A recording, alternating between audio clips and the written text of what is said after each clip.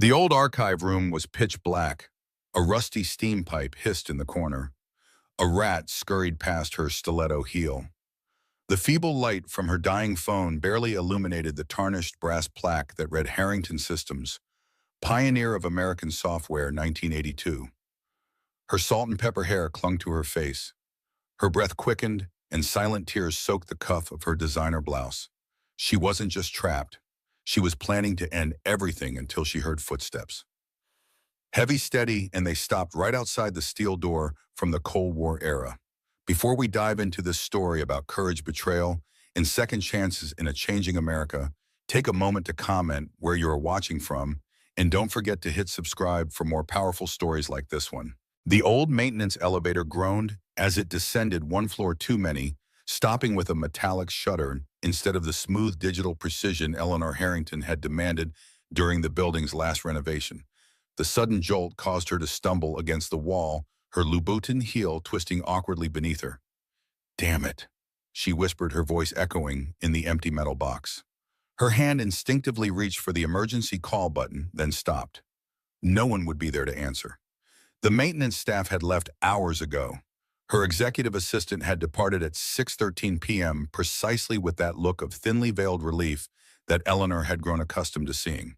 The board members had filed out of the conference room at 5:47 p.m., avoiding her gaze, their decision still hanging in the air like a guillotine blade. Only James remained behind, his hand on her shoulder, a practiced look of concern on his face. "Ellie, it's just business. You know that." 40 years of friendship compressed into those hollow words. "Take the weekend. Clear your head. We'll find you a position on the advisory board. Your legacy will be respected." Legacy. As if she were already dead. The basement level of Harrington Systems was a different world from the gleaming glass and polished steel of the upper floors. Here, beneath the veneer of technological progress, the building revealed its true age. These foundations had been laid in 1943 when the structure had housed a military communications facility. The walls were thick concrete designed to withstand bombings that never came to Boston shores. Eleanor's father had shown her the original blueprints when she was a girl, his calloused fingers tracing the outlines with pride. American engineering, he'd said, built to last. Unlike American loyalty, it seemed. Eleanor's phone screen illuminated as she checked the time, 9:32 p.m. The soft blue glow revealed a corridor that hadn't seen a thorough cleaning in decades. The regular maintenance staff only ventured down here for essential repairs. The company's digital archives had long since replaced the need for physical document storage. Or so everyone believed. She moved forward, her footsteps echoing against concrete. The dim emergency lights cast long shadows, creating ghosts out of filing cabinets and forgotten office furniture. Her destination lay at the end of the northeast corridor, a section marked Storage Unit 7 on the building plans but labeled Archives in her father's old notes. The weight of the pill bottle in her purse hung heavy against her hip. She'd filled the prescription 3 months ago after the first whispers of Global Tech's interest in acquisition reached her. Just a precaution, she'd told herself. An exit strategy. She never thought she'd actually consider using it. But that was before today's board meeting. Before she'd watched James, her CFO, her confidant, the godfather to her son, present the financial projections that painted her leadership as obsolete. Before Margaret Chen had unveiled her modernization strategy that would effectively erase 40 years of Harrington's unique approach to software development. Before she'd realized that the company vote was a mere formality, the decision had already been made in golf courses and private dining rooms where she hadn't been invited. Eleanor reached the end of the corridor and faced a nondescript metal door with a simple keypad lock. She entered the 6-digit code 070482, the date she'd founded the company, and heard the satisfying click of the mechanism releasing. The door swung open with surprising ease, revealing not the small storage room indicated on the building plans, but a much larger space. Her father's secret. The true archives of Harrington Systems. When Thomas Harrington had worked on the Apollo program, he developed a near-paranoid habit of documenting everything. This meticulous record-keeping had transferred to his daughter's company, resulting in a physical archive that chronicled not just Harrington's history, but pivotal moments in American computing history. Contracts, schematics, correspondence, prototype designs, the authentic story of an industry that had transformed the nation. Eleanor stepped inside her hand, finding the light switch by memory. Nothing happened. The power had been disconnected, another quiet move in the corporate chess game being played without her knowledge. She illuminated her phone's flashlight instead, sweeping the beam across shelves lined with storage boxes, filing cabinets with fading labels, and glass display cases containing the company's earliest hardware. In the center of the room stood a large oak table, her father's drafting table repurposed as a workspace. Here in this hidden chamber, Eleanor had made many of the decisions that shaped Harrington's systems, away from boardrooms and consultants connected to the company's roots. She moved to the far wall where a row of 5 preservation cases contained the company's most valuable historical documents. The beam of her phone light revealed the plaque beside the first case, Eagle Project, classified 1987-1992. Her fingers traced the edge of the case, remembering. Project Eagle had been Harrington's breakthrough, an encryption system developed initially for military communications, later adapted for early internet banking. It had put the company on the map, secured their first government contracts, and established Harrington as a pioneer in data security. The technology had evolved, but the core principles still underpinned much of their security infrastructure today. Or at least they had until Margaret Chen had declared it legacy architecture in need of comprehensive modernization during today's presentation. The second case contained the original handwritten business plan, scrawled on yellow legal pads in her father's cramped engineering script and her own more fluid notation. The third held the company's first major commercial contract. The fourth, patents and awards accumulated over 4 decades of innovation. The fifth case was empty. It had been reserved for what Thomas Harrington had called the crown jewels, the ultimate innovation that would secure the company's place in history. Eleanor had never found her father's mysterious final project after his death, though rumors persisted among the old-timers that he had developed something revolutionary just before his heart attack in 1995. She placed her phone on the table, the light casting upward to create eerie shadows across the ceiling. Then she reached into her purse and removed the pill bottle, setting it beside the phone with a soft click that seemed to echo in the silence. 40 years, she whispered to the empty room. 40 years of my life. The building plans she'd memorized never showed a second door to this room, yet as she ran her hands along the back wall, her fingers found a slight depression in the concrete. A seam. Curious despite her despair, Eleanor pressed against it. A section of wall swung inward with the heavy resistance of long disuse, revealing another chamber beyond, smaller, with a single metal desk and what appeared to be ancient computer equipment covered in dust cloths. The secret room within the secret room. Her father's private workspace. Eleanor stepped through the doorway, her heart suddenly racing with unexpected discovery. The room smelled of dust and old paper, but also faintly of her father's pipe tobacco, preserved somehow in this sealed chamber. She pulled away one of the cloths, revealing an IBM computer that hadn't been state-of-the-art since the Reagan administration. "What were you working on, Dad?" she murmured, running her fingers over the keyboard. The sound of the outer door closing made her freeze. Then came the distinctive click of the lock engaging. Eleanor spun around, rushing back to the hidden doorway, but the mechanism had engaged automatically. She was sealed inside the innermost chamber, her phone, and ironically, the pill bottle left on the table in the outer room. She pushed against the wall section, but whatever release mechanism existed was not evident from this side. "No, no, no," she pounded against the concrete, panic rising in her throat. "Hello, is anyone there?" The silence that answered was absolute. The basement was deserted at this hour. No one knew she was here. No one would look for her until Monday at the earliest, and by then the board vote would be complete. Global Tech would begin their takeover. Everything her father had built, everything she had dedicated her life to, would be dismantled, repackaged, and absorbed into the corporate behemoth that was systematically swallowing America's tech heritage. In the darkness of the sealed room, Eleanor Harrington, the queen of software, who had once graced the cover of Fortune magazine, sank to the floor and wept for the first time since her father's funeral. The tears came silently at first, then in racking sobs that echoed off concrete walls that had stood since World War II. She didn't know how long she sat there, curled against the wall, her designer suit collecting dust from a floor that hadn't been swept in decades.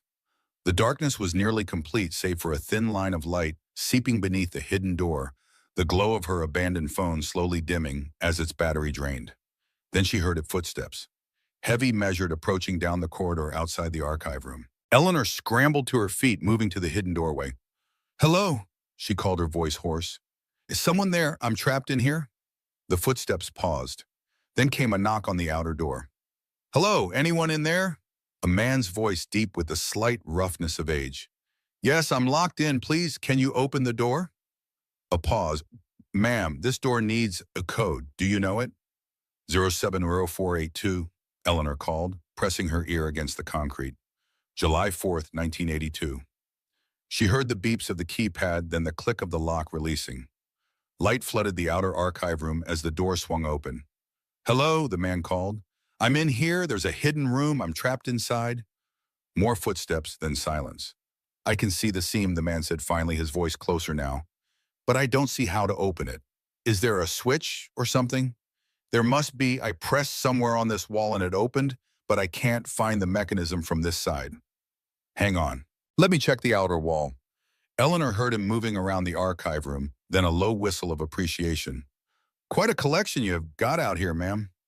Please just find the switch. I've been trapped for hours." "Sorry, right?" More sounds of movement. "You said you pressed on the wall. Maybe it's a pressure plate or, There was a soft click, and the hidden door swung outward, revealing a man in a gray maintenance uniform holding a flashlight. He was tall, with broad shoulders, slightly stooped with age, his face weathered but handsome in a rugged way. Silver hair cut in a military short style, deep blue eyes that registered surprise and recognition. "Ms. Harrington." Eleanor stepped through the doorway, her legs unsteady after hours on the concrete floor. "Yes, thank you, Mr. Miller, Frank Miller, building maintenance." He offered his hand, then seemed to think better of it, noticing the grime on his work gloves. He removed them and extended his hand again.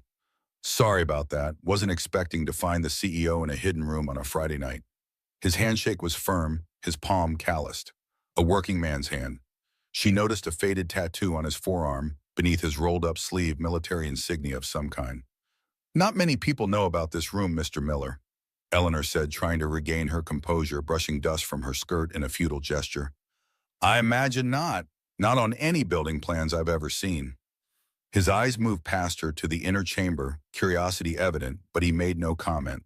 Instead, he glanced at the table where her phone and the pill bottle sat, illuminated in the beam of his heavy-duty flashlight.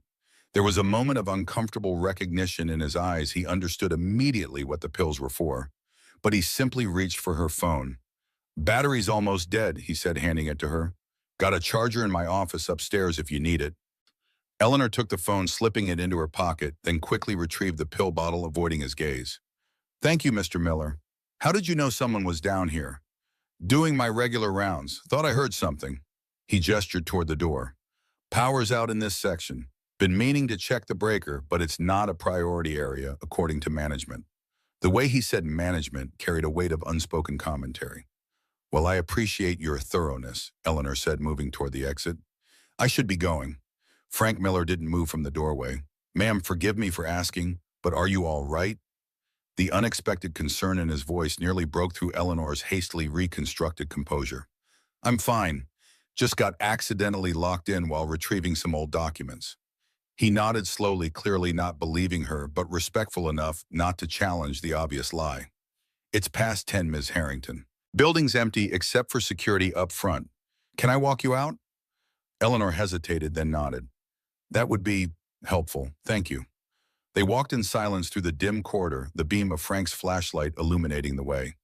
The maintenance elevator was still stuck at the basement level, its doors open like a gaping mouth in the darkness. "This thing's been acting up for months," Frank commented, shining his light into the elevator shaft. "Keep telling them it needs a complete overhaul, not just patches." "Them?" Eleanor asked, genuinely curious, despite her emotional exhaustion. "Facilities management. New company that took over the contract last year. Cut corners everywhere they can. Typical corporate efficiency experts." He said the last words with quiet disdain. "We'll take the service stairs, more reliable." He led her to an unmarked door that opened onto a concrete stairwell. As they began to climb, Eleanor noticed Frank favoring his right leg slightly. "You're limping," she observed. "Old injury. Acts up sometimes, especially when the weather's changing." He didn't elaborate further, and Eleanor didn't press. They reached the ground floor, emerging into the polished marble lobby that stood in stark contrast to the utilitarian basement. The night security guard looked up from his desk, surprise registering on his face at the sight of the CEO emerging from the service entrance with the maintenance man. "Evening, Ms. Harrington. Everything okay?" the guard asked. "Yes, John. Mr. Miller was just helping me retrieve some archived materials." She turned to Frank. "Thank you again." Frank nodded, his expression unreadable in the lobby's dim night lighting. "Ma'am," he said simply, then turned to leave. Something made Eleanor call after him. "Mr. Miller," he paused, looking back. "How long have you worked here at Harrington?" A slight smile creased his weathered face. "Coming up on 15 years now." 15 years, she repeated. "And we've never met." "No reason we would have, ma'am. I work nights mostly." "Keep the place running while everyone else goes home." There was no bitterness in his voice, just simple fact. Eleanor felt a sudden, irrational desire to continue the conversation, to delay her return to the empty penthouse apartment where the weight of the day's betrayal waited to crush her again. "Do you have time for a coffee, Mr. Miller? I'd like to hear more about the building maintenance issues. As CEO, I should be aware of these things." Surprise flickered across his face, followed by cautious assessment. His eyes glanced briefly toward her purse, where the pill bottle now rested. "There's a diner around the corner still open. Better coffee than the break room stuff." 20 minutes later, they sat in a vinyl booth at Rosie's All-Night Diner, a throwback establishment that had somehow survived the gentrification of downtown Boston. The waitress, a woman in her 60s with a name tag reading Dottie, had greeted Frank by name and brought him the usual without asking, black coffee and a slice of apple pie. "Come here often?" Eleanor asked, warming her hands around a ceramic mug of surprisingly good coffee. "Few nights a week on my dinner break," Frank replied. "Been coming here since before it was retro to do so." He nodded toward the waitress. "Dottie's husband was in my unit during Desert Storm." "Good man." "You served in the Gulf War," Frank nodded. "Army, 82nd Airborne.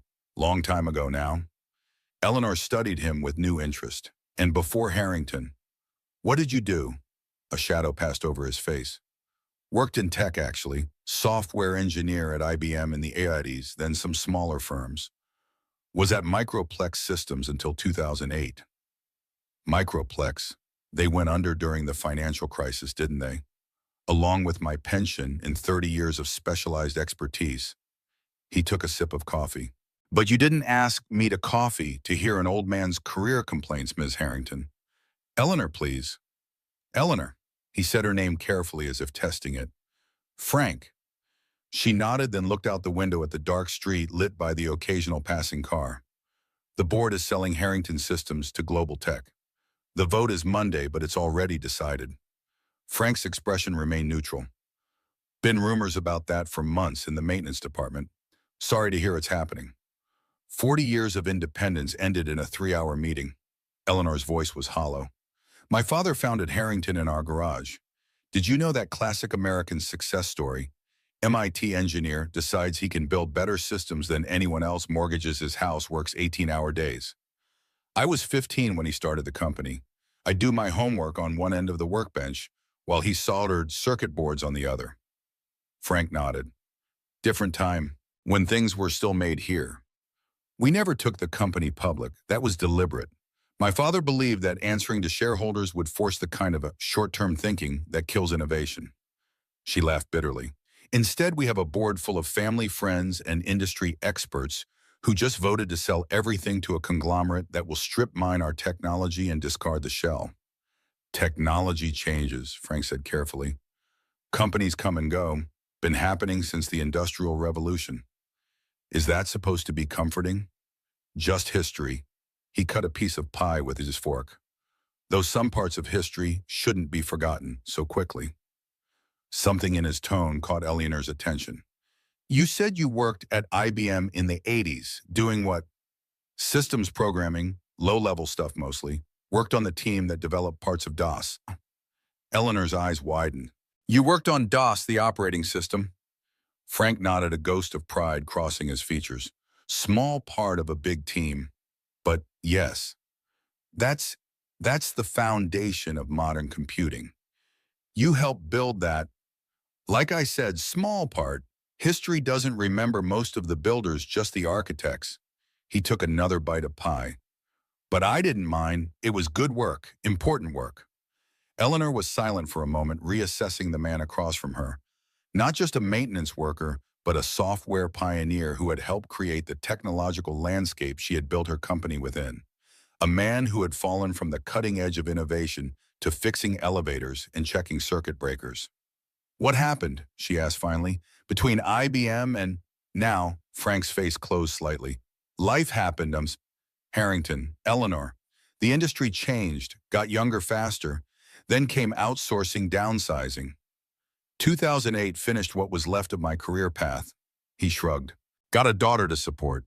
Maintenance work is steady. No shame in it. No, of course not. I didn't mean to imply, no offense taken. He finished his coffee. But since we're asking personal questions, mind if I ask one? Eleanor tensed slightly, then nodded. That room downstairs, the hidden one. What's in there that's worth? He paused, choosing his words carefully. Worth coming back to after hours. Eleanor studied his face, searching for judgment or pity, but found only genuine curiosity. History, she said finally. My father's legacy. The real story of Harrington Systems, not the sanitized version that will appear in Global Tech's press release next week. And what will you do now? After the sale, the question hung in the air between them. Eleanor glanced down at her purse where the pill bottle waited. Frank followed her gaze, then looked back at her face, his blue eyes steady. There's always another chapter, Eleanor. Always. Easy to say. Didn't say it was easy, said it was true. He placed his fork down. My wife died in 2016. Cancer. Left me with an 8-year-old daughter and a mountain of medical debt on top of a foreclosure notice. Thought about ending things myself. The simple admission delivered without drama or self-pity caught Eleanor off guard. What stopped you? Sarah, my daughter. A smile softened his weathered face. Couldn't leave her alone in this world. So I found another way. Always another way. Eleanor looked away, uncomfortable with the transparent understanding between them. This stranger, this maintenance man, who had once helped build computing history, had seen through her in a way that friends of 40 years had not. Or perhaps had seen but chosen to ignore. I should go, she said, reaching for her purse. Frank nodded, signaling for the check. I'll walk you to your car. That's not necessary. Humor and old soldiers' habits, ma'am. My mother raised me to see ladies safely to their transportation. Outside, the April night was unseasonably cool. A brisk wind channeling between the downtown buildings. Eleanor's Tesla waited in its reserved spot behind the building, gleaming black under the security lights. Nice car, Frank commented. It's just a car. Eleanor unlocked it with her phone. Thank you for the coffee, Frank, and for finding me earlier. He nodded, his expression serious. You going to be okay tonight? The question was direct, his meaning clear. Are you going to use those pills? I'll be fine, she answered, not entirely sure if it was the truth. If you don't mind some unsolicited advice, Frank said, sleep on any big decisions. World looks different in the morning light. Always has. Eleanor nodded, then impulsively reached into her purse and extracted a business card, offering it to him. If you ever need anything, Frank, a reference or help with your daughter's education, anything. He took the card, studying it for a moment before tucking it into his shirt pocket. Appreciate that, though I suspect you might have bigger concerns come Monday. Yes, well, Eleanor opened her car door. Good night, Mr. Miller. Ma'am. He stepped back, watching as she slid into the driver's seat. Just before she closed the door, he spoke again. That hidden room, I'm guessing not many people know about it. No, just me, as far as I know. My father built it secretly during renovations in the 90s. Frank nodded thoughtfully. Might be worth another look before the new owners take over. Old secrets have a way of becoming valuable when the landscape changes. With that cryptic comment, he gave her a respectful nod and turned, walking back toward the service entrance of Harrington Systems, his slight limp barely noticeable in his measured stride. Eleanor watched him disappear into the building before starting her car. The digital dashboard illuminated with Harrington's proprietary interface, one of the company's smaller innovations licensed to luxury automakers, soon to be rebranded as Global Tech Technology, no doubt. As she drove through the nearly empty downtown streets toward her Beacon Hill apartment, Eleanor found herself thinking not about the board's betrayal or Monday's looming finality, but about Frank Miller, a man who had helped build the foundations of modern computing, now walking the midnight corridors of someone else's technological empire. A man who had faced his own abyss and chosen to step back from the edge. For the first time since the board meeting, Eleanor felt something other than despair. Not hope exactly, but curiosity. What had her father hidden in that inner chamber? What secrets might still lie dormant in Harrington's forgotten archives? She had intended this weekend to be her last. A time to put affairs in order to craft the perfect resignation letter, to empty the pill bottle, and exit with the dignity that the board had tried to deny her. Now she found herself considering a different possibility. Frank's words echoed in her mind. Always another chapter.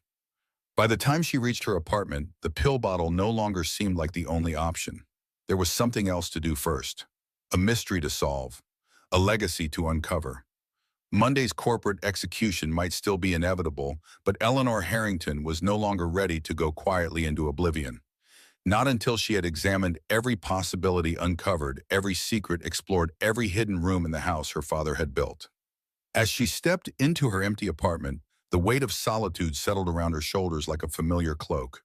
The sleek, minimalist furnishings chosen by an interior designer to project success and sophistication suddenly seemed sterile and impersonal. Had she ever really lived here, or merely existed between board meetings and international flights?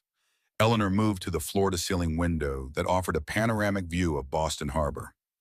The city lights reflected on the dark water, a constellation of human ambition and perseverance. Somewhere out there, Frank Miller was returning to whatever modest home housed himself and his daughter, a man who had helped build the modern world now invisible to it.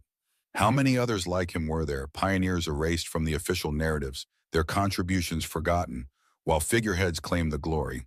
How much of Harrington's success had been built on unacknowledged brilliance? Eleanor removed the pill bottle from her purse and carried it to the bathroom, where she emptied its contents into the toilet and flushed. The soft whirlpool carried away what had just hours ago seemed like her only escape. Always another chapter, she whispered to her reflection. The face that stared back was tired, the carefully maintained facade of corporate confidence stripped away to reveal the vulnerability beneath. But in her eyes, a familiar determination began to rekindle the same look her father had worn when facing seemingly insurmountable technical challenges. Eleanor Harrington had 3 days before Global Tech took ownership of her life's work. 3 days to discover what her father had hidden in that secret room. 3 days to find a way to preserve what mattered most.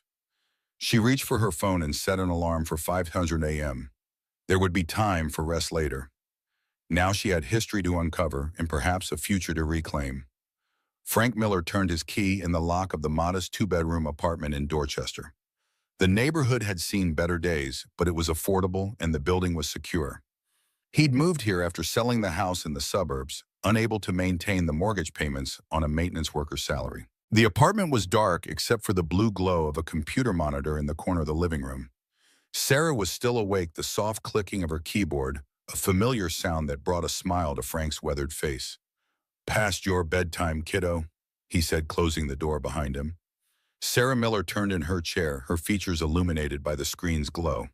At 8 years old, she had her mother's delicate features, but Frank's intense blue eyes. Her dark hair was pulled back in a practical ponytail, and she wore flannel pajamas decorated with dinosaurs, a passion that had survived even as her interests expanded into more technical realms. "Dad, you won't believe what I found." Her excitement was palpable. "I was practicing with that old programming language you showed me, and I found this weird pattern in the code. It's like a signature or something." Frank set down his lunch cooler and moved to look over her shoulder. On the screen was a set of code that he recognized immediately, a section of the DOS operating system that he had helped develop decades ago. Sarah had been working through his old programming textbooks, soaking up knowledge with a speed that sometimes frightened him. "Where did you get this?" he asked, scanning the familiar lines. "From that archive site you bookmarked. They have all the old software code. Look at this section here." She pointed to a segment that indeed contained a pattern not random, but deliberately inserted. A signature hidden in plain sight. Frank stared at it, memories flooding back from a time when he'd been on the cutting edge of technological revolution. His fingers had written those lines, embedded that pattern. A small act of defiance against corporate anonymity, a way of saying I was here, that no one had noticed. Until now, until his daughter had found it with her extraordinary mind. That's, that's actually mine, he said softly. I wrote that. Sarah's eyes widened. You put a secret signature in DOS, Dad, that's in like every computer from the 80s. Not every line, and he corrected with a small smile. Just this subsystem, just this small corner of history. That's so cool. She looked at him with newfound appreciation, and Frank felt a familiar ache in his chest, pride mingled with regret for the career that could have been, for the recognition his work had never received. It was a different time, Sarah. We built things to last back then. Wasn't about getting rich quick or making flashy apps. We were laying down the foundation of a new world. He ruffled her hair. But it's way past your bedtime, young lady. School tomorrow. Sarah saved her work and reluctantly shut down the computer. Did anything interesting happen at work tonight? She asked, following the nightly ritual of their conversations. Frank hesitated, thinking of Eleanor Harrington, the hidden room, the pill bottle. Actually, yeah. Met someone at the interesting, the CEO, believe it or not. The CEO, what was she doing there so late? Working late, I guess. Frank kept his explanation vague, respecting Eleanor's privacy. Turns out she's been running Harrington Systems since the beginning, since before you were born. Is she nice? Sarah asked, climbing into her bed as Frank sat on the edge. Seems so. Sad, though. I think the company's being sold and she's not happy about it. Sarah considered this, her young face serious. Like when Mr. Peterson's hardware store got bought by that big chain and they fired everyone. Something like that. Frank pulled the covers up to her chin. Corporate America, always changing, not always for the better. You should help her, Sarah said with the simple conviction of childhood. You're good at fixing things. Frank smiled at his daughter's faith in him. Some things can't be fixed with a wrench and some electrical tape, kiddo. But I appreciate the vote of confidence. He kissed her forehead. Sleep tight. Love you. Love you too, Dad. As Frank turned out the light and closed Sarah's door, he found himself thinking about Eleanor Harrington and the hidden room beneath Harrington Systems. There had been something in her eyes when she spoke about her father's legacy, a passion that resonated with his own buried ambitions. In his bedroom, Frank opened the drawer of his nightstand and removed an old leather portfolio. Inside was a collection of papers, designs, algorithms, concepts he'd developed over decades in the industry, but had never had the opportunity to implement. Ideas that might have changed things had he not been sidelined by corporate politics and economic downturns. Among them was a sketch of an encryption algorithm he'd designed in the mid-90s, a system that would have revolutionized data security had anyone been willing to listen to a middle-aged programmer being pushed out of an industry obsessed with youth. Frank looked at Eleanor's business card, which he'd placed on the nightstand. The CEO of Harrington Systems, a woman fighting to preserve her father's legacy against corporate erasure.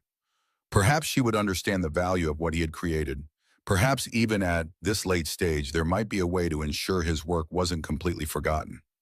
Or perhaps it was just the foolish dream of an old man clinging to past glory. Frank returned the portfolio to the drawer and prepared for bed. Tomorrow was Saturday, his day with Sarah. They would visit the Science Museum, have lunch at their favorite diner, live in the present, rather than dwelling on paths not taken. But as he drifted towards sleep, his mind returned to the hidden room beneath Harrington Systems and the secrets it might contain. Secrets that, like his own hidden signature in the code, were waiting for the right person to discover them.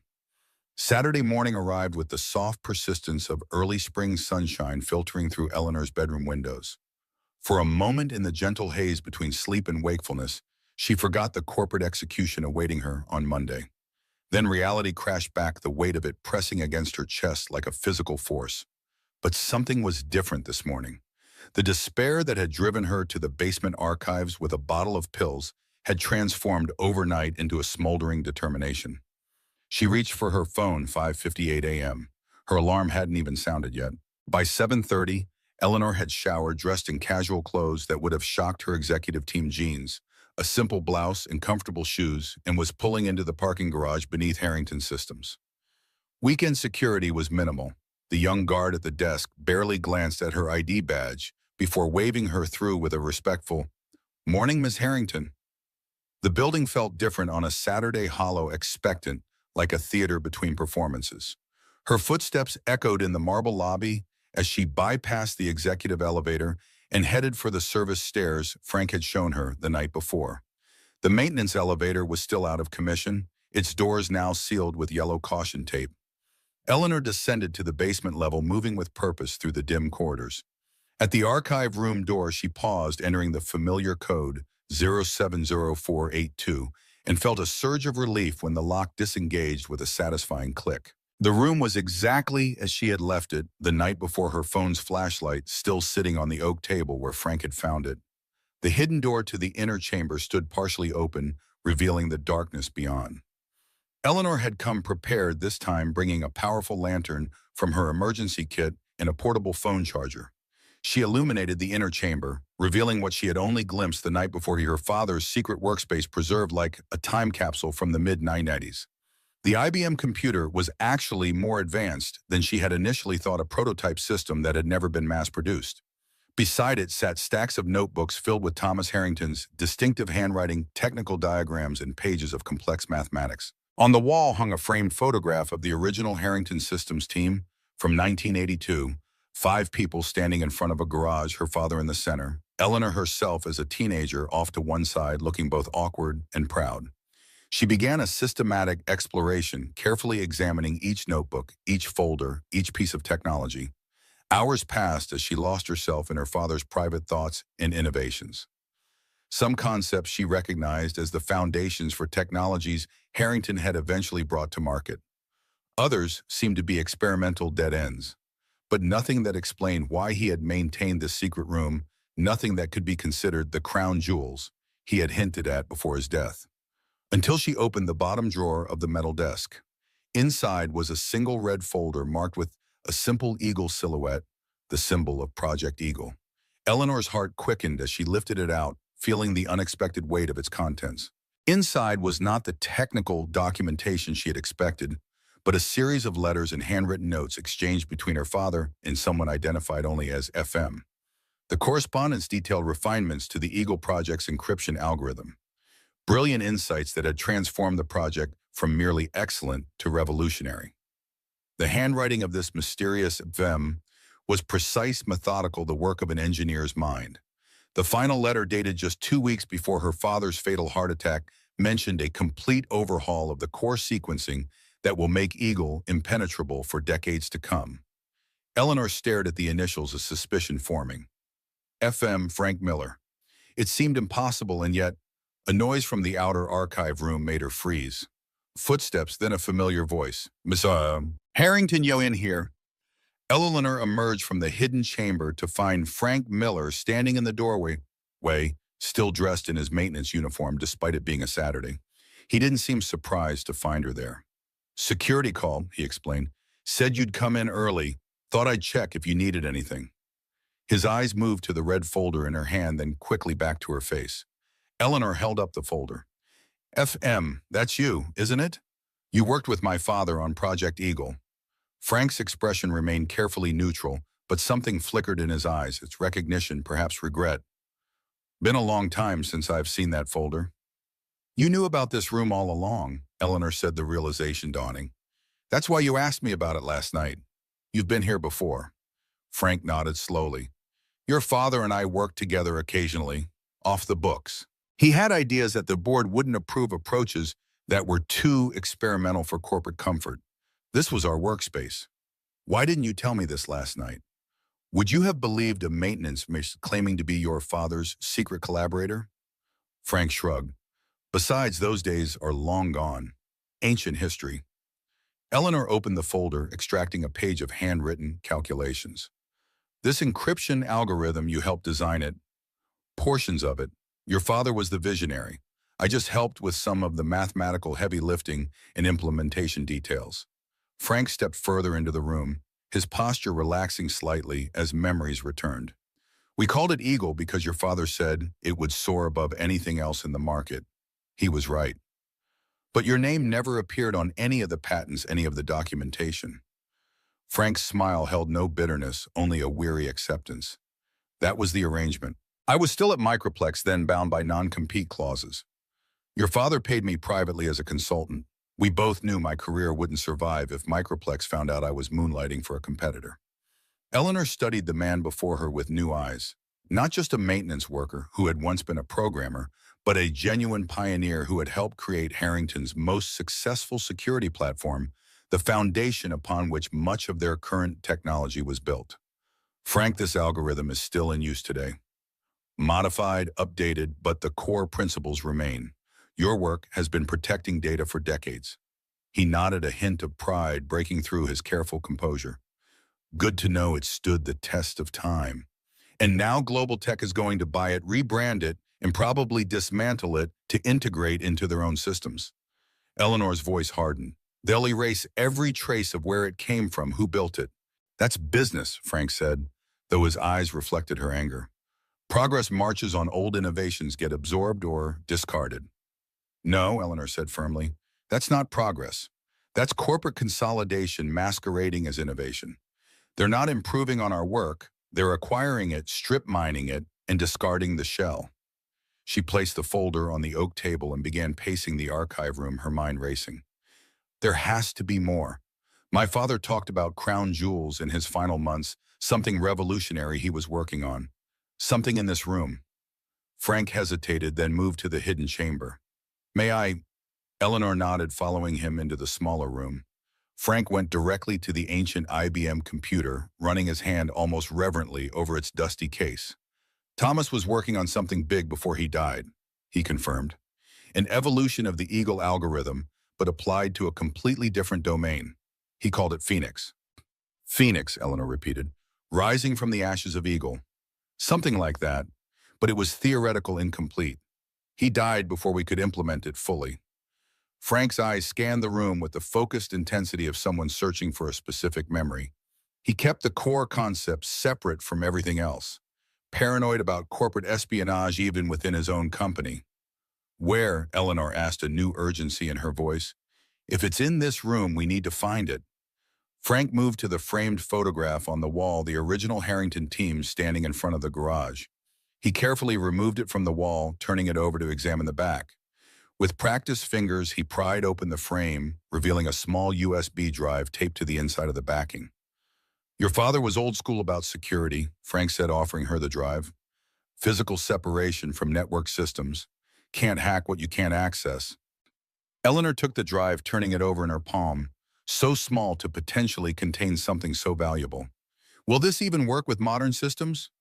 It's just storage. The interface is outdated, but the data should be intact. Frank glanced at his watch. My shift technically started 20 minutes ago. I should make some rounds, keep up appearances. Eleanor nodded, slipping the drive into her pocket. Frank, I need to understand what's on this drive. If it's what my father considered his greatest work, it might be nothing, Frank cautioned. Just theoretical concepts, incomplete algorithms. Or it might be exactly what I need to fight Global Tech's takeover. Eleanor met his gaze directly. Would you help me? You understood my father's work better than anyone. Frank's weathered face revealed his internal conflict. Ms. Harrington. Eleanor, please. Eleanor, I'm a maintenance worker now, have been for 15 years. That other life, that other version of Frank Miller, he doesn't exist anymore. I don't believe that, Eleanor said quietly. The man who helped create DOS, who refined the Eagle encryption algorithm, he's still here.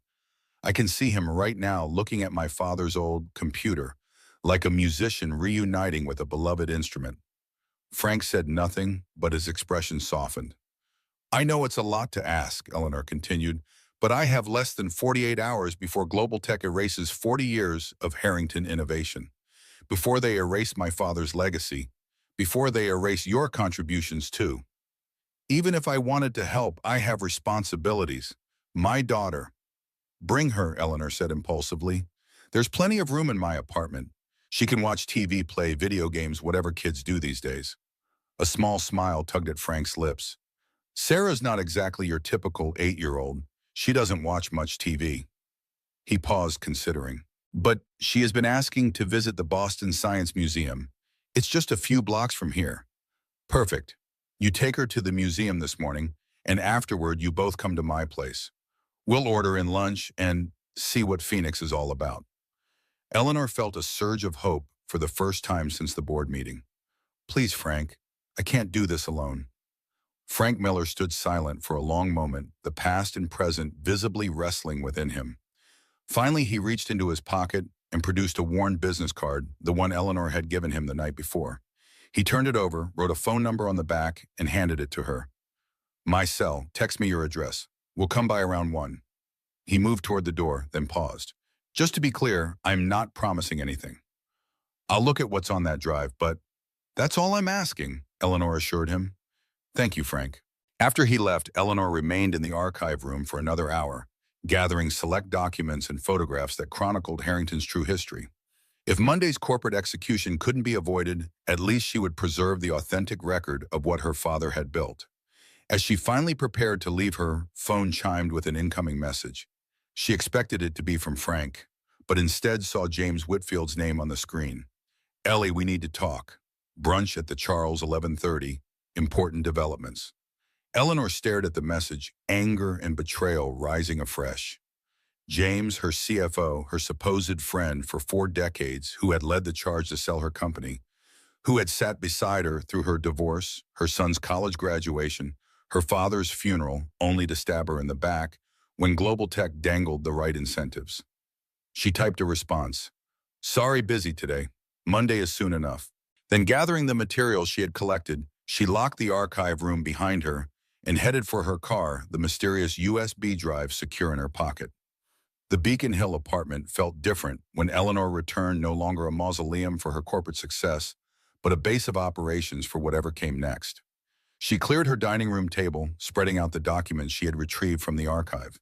Then, with almost reverent care, she inserted the USB drive into a secure, non-networked laptop she kept for sensitive company business. The drive contained a single encrypted file named simply Phoenix PXE. Eleanor tried several passwords based on her father's usual patterns, but none worked. After the third failed attempt, a security prompt appeared, wing spread. It was a verification question, not a password request. Eleanor frowned, uncertain of the expected response. Her father had used dozens of security questions over the years. What was special about wing spread? The answer came to her suddenly, a childhood memory of her father taking her to the airport to watch planes take off and land. She had asked which bird had the most impressive wingspan, and he had told her about the American bald eagle, its wings stretching over 7 feet. Magnificent, he had said, built for both power and precision. She typed 7 feet 2 inches. The file began to decrypt. What emerged was not a complete software package or even a coherent set of technical specifications, but rather a conceptual framework, pages of theoretical mathematics, flow diagrams, and Thomas Harrington's notes about applying encryption principles to a completely new domain, logistics and supply chain management. Eleanor scrolled through the documents, trying to understand her father's vision. Phoenix wasn't just an encryption system. It was a complete reimagining of how secure data could flow through physical supply chains, protecting everything from military equipment to consumer goods against tampering, counterfeiting, and theft. It was revolutionary, but also incomplete. Her father had died before he could fully develop the implementation strategy.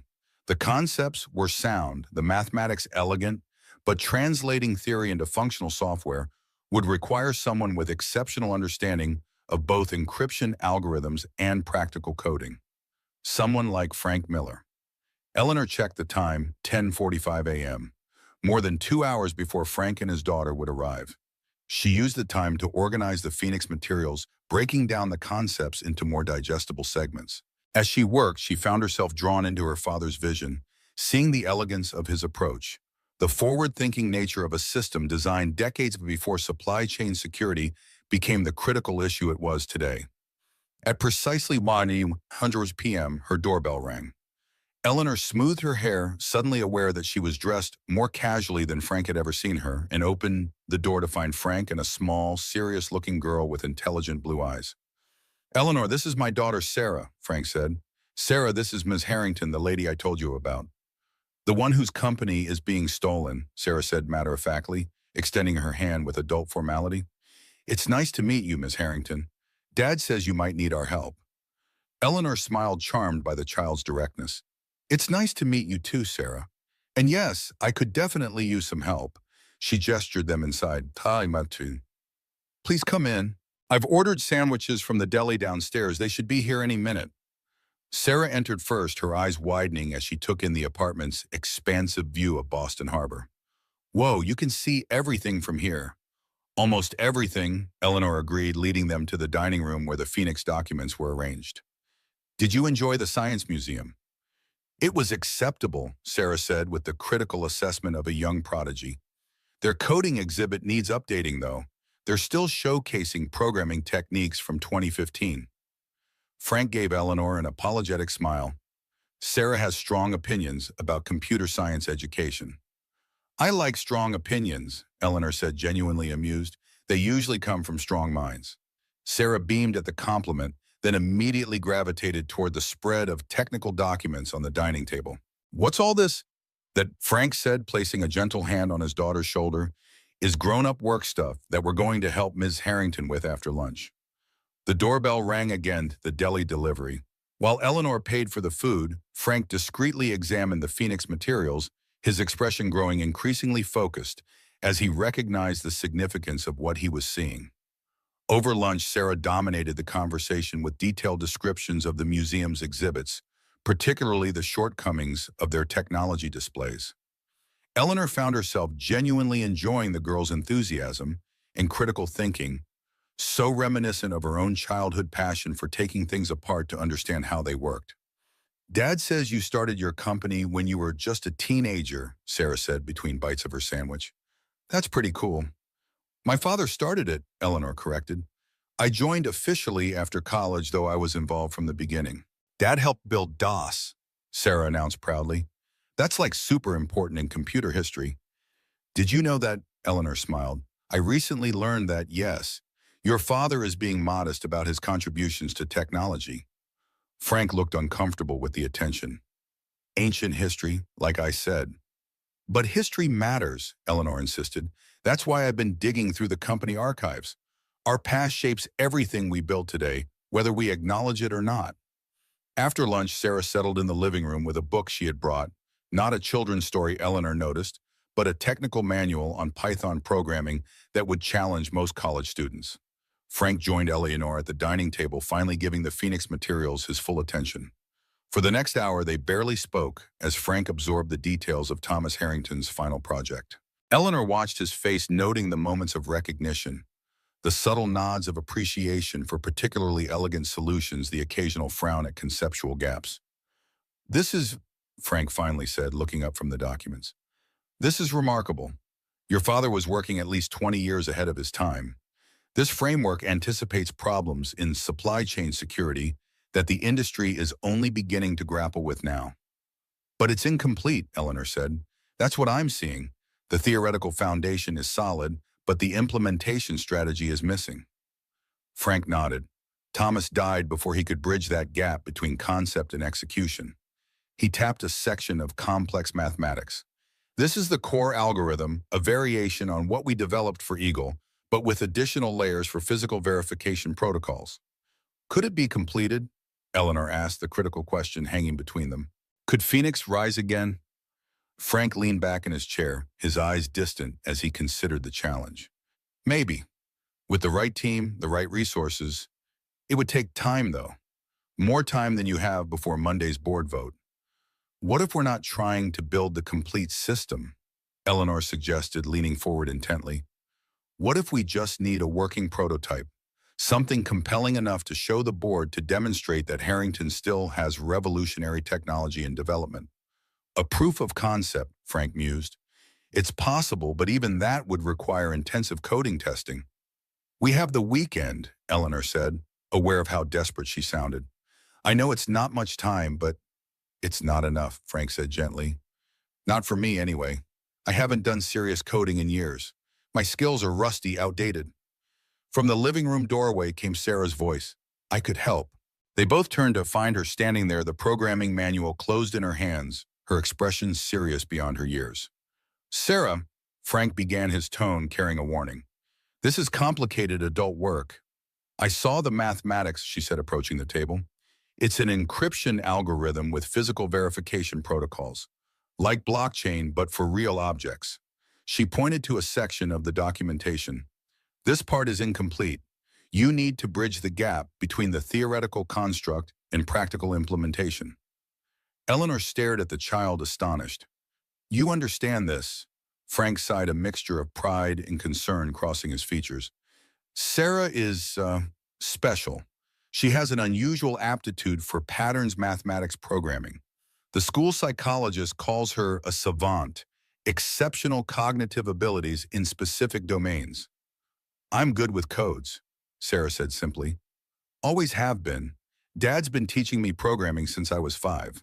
Eleanor looked from daughter to father, seeing not just the physical resemblance, but the same quiet intensity, the same methodical approach to problems. Frank, is she really capable of understanding this level of cryptography? Understanding it, yes, Frank acknowledged. Implementing it, that's different. She's still learning practical coding skills, professional development environments. But you know those things, Sarah pointed out. You could do the implementation if I help with the algorithm refinement. It's still not enough, Frank said, shaking his head. Even together, we'd need days, maybe weeks, to create a working prototype. Improper testing equipment, development servers. I have those, Eleanor said quickly. Harrington maintains a complete R&D lab on the 14th floor, state-of-the-art equipment isolated from the main corporate network for security. And you have access even on weekends. I'm still CEO until Monday afternoon, Eleanor reminded him. My biometrics override any security protocol in the building. Frank looked torn, glancing from the Phoenix documents to his daughter, then back to Eleanor. This is a lot to take on. Even if we manage to create something, there's no guarantee it would change the board's decision. No, Eleanor agreed. But right now, Global Tech is buying Harrington because they think we're past our prime, that our innovation peaked years ago. If we can show that Thomas Harrington's final project was decades ahead of its time and that we have the capability to complete it, it changes the narrative. It might not stop the sale, but it could change the terms, preserve more of the company's independence. Frank was silent for a long moment, visibly wrestling with the decision. Then Sarah spoke again, her young voice carrying surprising conviction. Dad, remember what you always tell me about the Wright brothers, how they built their plane in a bicycle shop with nobody believing in them. Frank's expression softened. Sarah, you said innovation doesn't come from big companies with lots of money. It comes from people who believe in something even when everyone else says it's impossible. Sarah placed her small hand on her father's arm. We should help Ms. Harrington. It's the right thing to do. Eleanor watched this exchange with a tightness in her throat, moved by the child's simple wisdom and Frank's evident struggle between caution and conviction. Finally, Frank nodded, decision made. We'll need access to the R&D lab tonight after regular security shifts change. Less chance of attracting attention that way. I can arrange that, Eleanor said, relief flooding through her. We'll enter through the executive garage. My credentials will get us in without being logged in the main visitor system. And we'll need development equipment, specific software packages, testing environments. Whatever you need, Eleanor promised. Make a list. As Frank began writing down technical requirements, Sarah returned to the living room, resuming her study of the programming manual with renewed purpose. Eleanor watched her for a moment, marveling at the unlikely allies she had found in this maintenance worker and his remarkable daughter. Frank, she said quietly, thank you for this. I know it's a lot to ask. He looked up from his list, his blue eyes serious. I'm not doing it just for you. Some things are worth preserving, worth fighting for. Your father understood that. He built things to last, to matter. A shadow crossed his face. There's not much of that left in this industry. It's all quarterly profits and planned obsolescence now. Eleanor nodded, understanding completely. This isn't just about saving my company, is it? It's about preserving a vision of technology that serves something more than shareholder value. Maybe, Frank acknowledged, or maybe I'm just an old programmer who wants one more chance to build something that matters. He returned to his list, adding several more items. We should get to the lab by 8 tonight. That gives us about 36 hours before the markets open on Monday. 36 hours to resurrect Phoenix, Eleanor said, the challenge energizing rather than daunting her. For the first time since the board meeting, she felt something like hope flickering in her chest. By 8:15 p.m., Eleanor's Tesla was pulling into the deserted executive garage beneath Harrington Systems. Frank sat beside her, a backpack containing his personal laptop and various tools resting between his feet. Sarah dozed in the back seat, her small body curved around her own backpack, stuffed with programming books and a well-worn stuffed triceratops. "Should I wake her?" Eleanor asked, parking in her reserved space. Frank shook his head. "Let her sleep a bit longer. We'll need her fresh later." They made their way to the executive elevator, Eleanor's biometric scan granting them access without triggering the visitor logging system. The R&D floor was dark and silent, illuminated only by the soft blue glow of standby lights on various equipment. Eleanor led them to a glass-walled laboratory in the northeast corner, the most secure section of the R&D division reserved for the company's most sensitive projects. Another biometric scan granted them entry, and the lights automatically activated at their presence. "Impressive," Frank commented, taking in the cutting-edge development environment. "Last time I worked in a lab like this, computers still took up entire walls." Eleanor moved to the central workstation and began initializing the systems. "Harrington has always prioritized R&D investment, even during downturns. It's one of the principles my father established that I've maintained." Frank set up his own equipment at an adjacent workstation connecting to the lab's secure network with the credentials Eleanor provided. While they worked, Sarah stirred, waking naturally as if her internal clock recognized that it was time to contribute. "Where are we?" she asked sleepily, rubbing her eyes. "Harrington Systems R&D Lab," Frank told her. "The big leagues, kiddo. You up for this?" Sarah's eyes widened as she took in the advanced technology surrounding them. "Whoa!" Then, straightening her shoulders with determined dignity, she nodded. "I'm ready." For the next several hours, they worked as a surprisingly effective team. Frank's deep understanding of system architecture and practical implementation complemented Eleanor's comprehensive knowledge of Harrington's existing security infrastructure. Sarah, once fully awake, demonstrated an uncanny ability to identify patterns in the Phoenix algorithm that neither adult had recognized, her mind unencumbered by conventional approaches. By midnight, they had established a basic framework for a Phoenix prototype, a simplified version of Thomas Harrington's vision that could demonstrate the concept's potential. Frank was immersed in coding, his fingers moving across the keyboard with the muscle memory of decades of programming experience. Eleanor coordinated the integration with Harrington's existing systems, while Sarah sketched algorithm refinements on a digital whiteboard with the absorbed concentration of a master artist. Around 1:30 a.m., Eleanor ordered food delivered to the building's security desk, then went down to retrieve it. When she returned to the lab, she found Frank standing behind Sarah, watching with undisguised pride as his daughter explained a complex mathematical solution to a problem they had encountered. "She's extraordinary," Eleanor said quietly, setting down the bags of food. Frank nodded, his expression a mixture of a pride and something else, concern perhaps. "She is. Most of the time, it feels like more of a responsibility than a blessing. The world isn't always kind to people who are different." "I know something about that," Eleanor replied. "Being a female CEO in tech, especially in the early days, it wasn't easy." "But you had your father's name, his company," Frank observed, not unkindly. "Sarah will have to make her own way." "She'll have you," Eleanor said. "That counts for a lot." They ate quickly, refueling for the long night ahead. As they worked through the early morning hours, Eleanor found herself repeatedly glancing at Frank, seeing him in a new light. This wasn't the maintenance worker she had met in the basement archive. This was the brilliant programmer her father had collaborated with, the innovator whose work had helped build Harrington's reputation for excellence. Around 400 a.m., Sarah finally succumbed to exhaustion, curling up on a small couch in the lab's break area, her triceratops clutched against her chest. Frank covered her with his jacket, then returned to his workstation, determination etched in the lines of his face. "She's an amazing child," Eleanor said softly, watching the sleeping girl. "You've done a remarkable job raising her, especially as a single father." Frank's expression softened. "She makes it easy most of the time. Too smart for her own good, but she has a good heart." He turned back to his screen, typing a few commands before continuing. "Her mother would have been proud of who she's becoming." "You mentioned your wife passed away. Cancer, you said. Frank nodded, his focus still on the code before him. Pancreatic, stage 4 by the time they found it, 6 months from diagnosis to the end. His voice was steady, but Eleanor heard the underlying pain. Sarah was just 2. Doesn't really remember her mother now, except through photographs. I'm sorry, Eleanor said, meaning it. That must have been incredibly difficult. It was. Frank's typing paused, his hands hovering over the keyboard. The timing couldn't have been worse. The medical bills wiped out our savings. Then the housing market collapsed, the tech industry started massive layoffs. Microplex cut me loose in the first round. A bitter smile crossed his lips.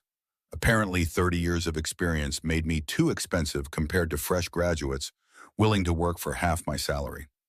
Eleanor hesitated, then asked the question that had been bothering her since their discovery in the archive room. Frank, why didn't you ever contact me? After my father died, you must have known how valuable your contributions to Eagle were. Frank was silent for a long moment, his eyes fixed on the screen. I tried, actually, sent several emails, left messages with your assistant. This was around 2008 when everything was falling apart for me. I thought maybe, given our history, our work together on Eagle. I never received any messages, Eleanor said, genuinely surprised. My assistant at that time was Diane Matthews. She never mentioned it, not Matthews. Someone before her. Young guy, very protective of your time. Frank shrugged. Doesn't matter now. Water under the bridge. But Eleanor's mind was racing, piecing together the timeline. James, she said suddenly, James Whitfield was acting as my interim assistant for a few months after Diane's predecessor left, before he became CFO. Whitfield, Frank repeated, recognition dawning. Tall guy, always in expensive suits, very polished. That's him, my oldest friend in the company, or so I thought. Eleanor's voice hardened. The same man who orchestrated the global tech sale behind my back. Frank's expression changed, a new tension evident in his posture. Whitfield, he said again, more quietly this time. I know that name from somewhere else. He's been with Harrington almost from the beginning. Started in finance, worked his way up. Frank shook his head. No, it's something else. Something your father mentioned once. He turned to Eleanor, his blue eyes intense. Does the name Richard Whitfield mean anything to you? Eleanor frowned, searching her memory. Richard? Wait, that was James's father. He and my dad were colleagues at MIT, I think. They had some kind of falling out before Harrington was founded. It was more than a falling out, Frank said slowly, the pieces assembling in his mind.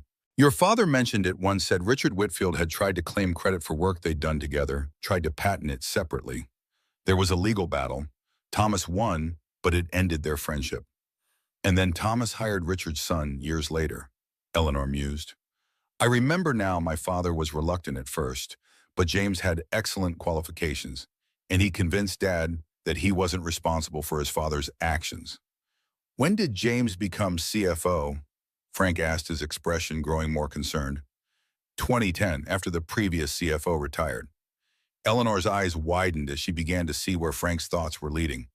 You think this is personal for him, that he's been planning this for years?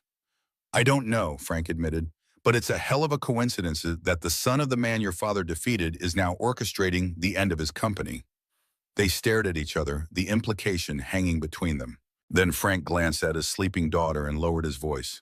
If James deliberately intercepted my messages back in 2008, if he's been positioning himself all these years just to take control of Harrington, then this isn't just a business decision, Eleanor finished. It's revenge. The weight of this possibility settled over them, casting the weekend's desperate work in a new light. This wasn't just about saving Harrington Systems as a company.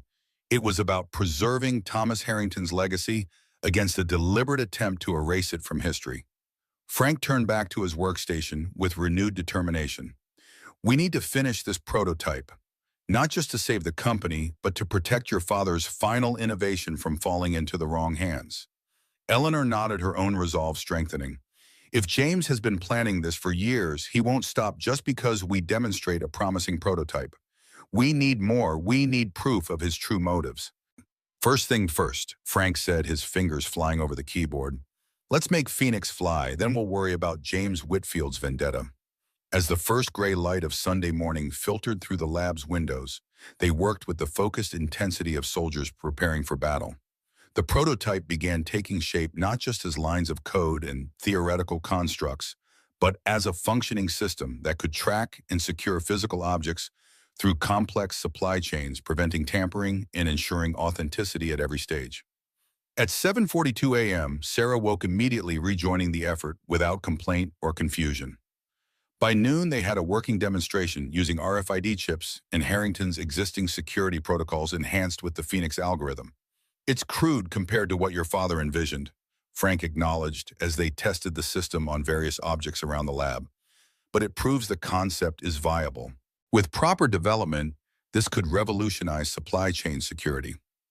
Eleanor nodded, watching as the system successfully detected a minor tampering attempt on a sealed package. "It's more than I hoped for, but will it be enough to convince the board that Harrington still has innovative potential worth preserving?" "Maybe," Frank said.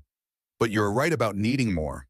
If James is motivated by personal revenge rather than business logic, a promising prototype won't change his mind." "We need leverage," Eleanor said, pacing the lab. "Something that would force him to reconsider or at least delay the vote." Sarah, who had been quietly working at her own terminal, suddenly spoke up. "What about his emails?" Both adults turned to her. "His emails," Eleanor repeated.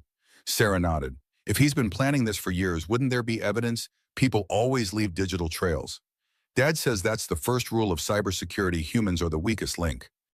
Frank looked at his daughter with a mixture of pride and concern. "Sarah, we can't just hack into the CFO's email account.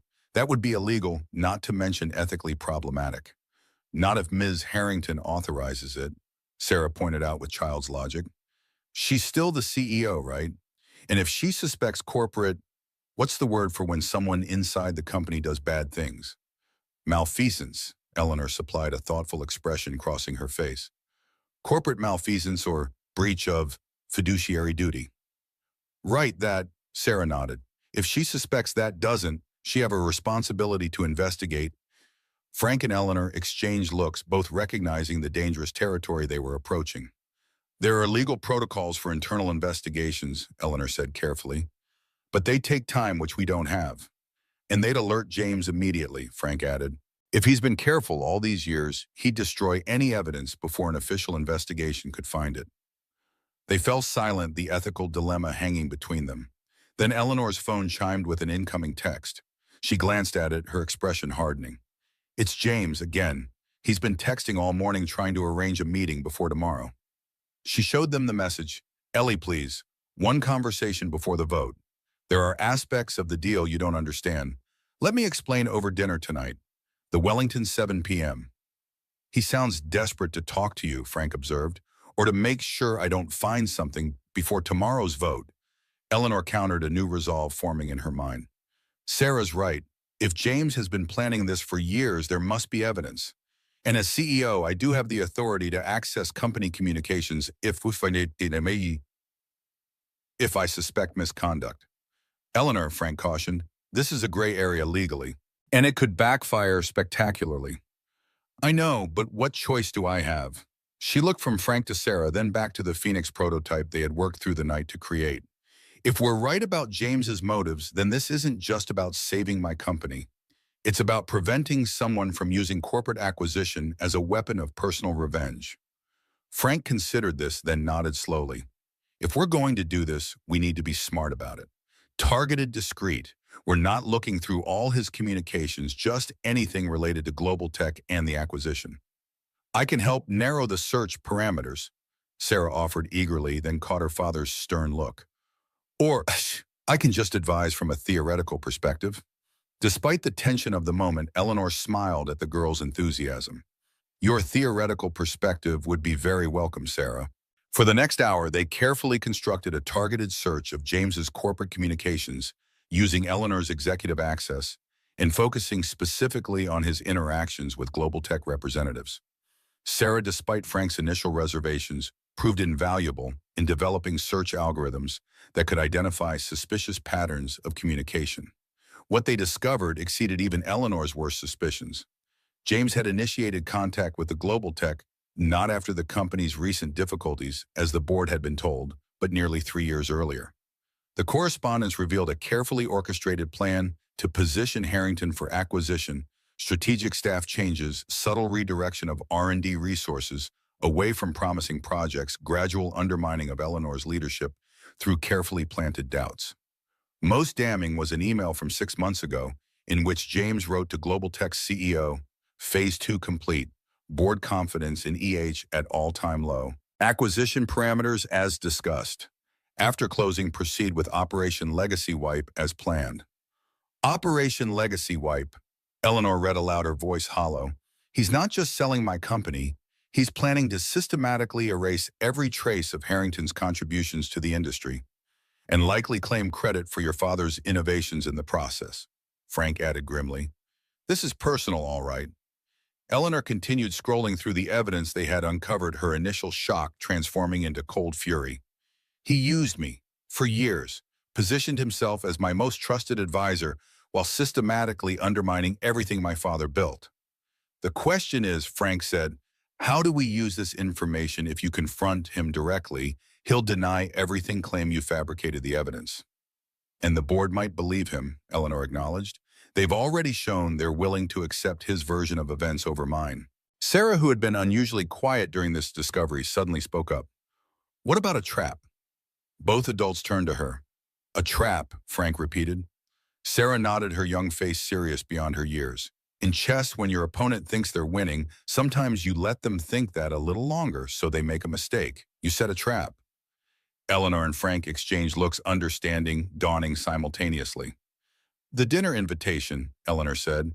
James wants to meet tonight to ensure I don't find exactly what we've just discovered. If you go, Frank continued, he'll think his plan is still on track. And meanwhile, Eleanor finished, we can prepare to spring our own surprise at tomorrow's board meeting. Frank nodded slowly, a strategy forming. We need to be careful, though. James has been playing in this game for years. He won't be easily outmaneuvered. No, Eleanor agreed, her determination hardening into resolve. But he's never had to face all three of us before. As the afternoon sun cast long shadows through the lab windows, they formulated their plan, a counter-strategy to James's years of careful manipulation. The Phoenix prototype would be their technological centerpiece, but the evidence of James's betrayal would be their decisive weapon. It's risky, Frank cautioned as they finalized the details. If we miscalculate, if James anticipates our move, then I lose Harrington's systems, Eleanor acknowledged. But that's happening tomorrow anyway. At least this way I'm fighting back. Sarah, ever practical, looked up from the terminal where she had been helping organize the evidence. What about after? If this works, what happens to Phoenix? It was a question neither adult had considered in their focus on Monday's confrontation. Eleanor looked at Frank, seeing the same realization in his eyes. They had been so concentrated on saving Harrington from Global Tech that they hadn't thought beyond that immediate goal. If we succeed, Eleanor said carefully, Phoenix would become Harrington's new flagship project. We'd need a chief architect to lead the development team, someone who understands the system from its foundations. The implication hung in the air between them. Frank's expression revealed his internal conflict. The opportunity to return to meaningful work in his field weighed against 15 years of adjusted expectations and diminished ambitions. One battle at a time, he said finally. Let's focus on tomorrow's board meeting. After that, we'll see. Eleanor nodded, respecting his caution.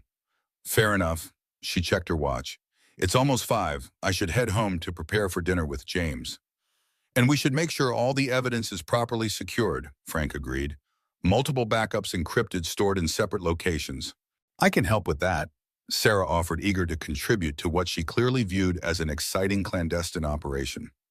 As they prepared to leave the lab, Eleanor paused, looking at the father and daughter who had become her unlikely allies in this desperate last stand. Whatever happens tomorrow, she said, I want you both to know how grateful I am. You've given me something I lost, a reason to fight rather than surrender. Frank's weathered face softened. Thomas Harrington gave me a chance when few others would. He recognized value where others saw only an aging programmer past his prime. I'm just returning the favor to his daughter. Still, Eleanor insisted, thank you. As they stepped into the elevator that would take them back to the executive garage, Eleanor felt a curious sense of calm descend upon her. The despair that had driven her to the basement archives with a bottle of pills seemed like a distant memory replaced by a clarity of purpose she hadn't felt in years. Tomorrow would bring either the end of Harrington Systems as she had known it or the beginning of something new. A second chance not just for her father's company, but for Frank Miller and his remarkable daughter as well. Either way, she would face it with allies by her side and her father's final innovation as her shield. The battle for Thomas Harrington's legacy had begun. The Wellington restaurant occupied the top floor of one of Boston's oldest buildings, its panoramic windows offering diners the same spectacular view of the harbor that Eleanor enjoyed from her apartment. But tonight, as she sat across from James Whitfield at a corner table draped in pristine white linen, the familiar cityscape seemed altered, somehow a backdrop to betrayal rather than a symbol of accomplishment. "You look tired, Ellie," James observed, swirling the Bordeaux in his crystal glass. At 62, he remained handsome in the polished way of men who prioritized appearance as a business asset. His silver hair was perfectly styled, his bespoke suit immaculate, his manicured hands steady as they reached for the wine bottle. "Have you been sleeping?" "Not much," Eleanor admitted, allowing a genuine edge of exhaustion to color her voice. "It's been a difficult weekend." James nodded sympathetically, the performance so convincing that for a moment Eleanor questioned whether the damning emails they had discovered were somehow fabricated. But no, she had seen them with her own eyes, the careful chronicle of his systematic betrayal stretching back years. "I understand," he said, refilling her barely touched glass. "That's why I wanted to meet tonight. I'm worried about you, Ellie. This transition doesn't have to be as painful as you're making it." Eleanor forced herself to maintain eye contact to keep her expression neutral, despite the rage simmering beneath the surface. "Tell me, James, when exactly did you decide that selling Harrington was in the company's best interest?" If her directness startled him, he didn't show it. "You know how I feel about the company, Ellie. This isn't what I wanted. But the market has shifted. Technology has evolved. Global tech is offering us a lifeline when we need it most." "A lifeline?" Eleanor repeated, the word bitter on her tongue. "Is that what you call Operation Legacy Wipe?" A flicker so brief she might have missed it had she not been watching for exactly this reaction passed across James's composed features. Then his politician's smile returned, practiced, imperfect. "Operation what, Ellie? I'm not following you." "No." Eleanor took a deliberate sip of wine, watching him over the rim of her glass. "Just an odd phrase I heard. Probably nothing important." James studied her for a moment, calculating, assessing. "You've been working on something," he said finally. "Something you think will change the board's mind." It wasn't a question. Eleanor offered him a non-committal smile, neither confirming nor denying. "Ellie," James leaned forward, his voice lowering confidentially, "whatever you're planning won't work. The vote is set. The terms are finalized.